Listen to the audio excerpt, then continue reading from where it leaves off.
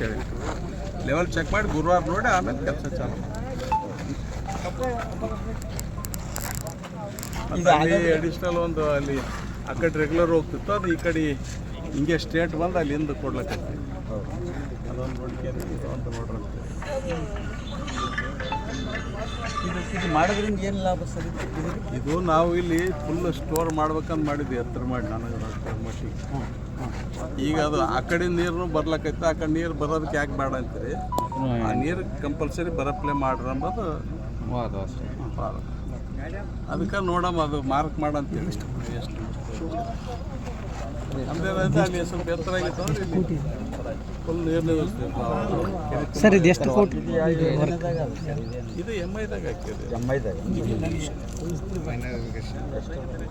ಎಷ್ಟು? 4 ಕೋಟಿ ಎಷ್ಟಂದ್ರೆ 2 ಕೋಟಿ. 2 ಕೋಟಿ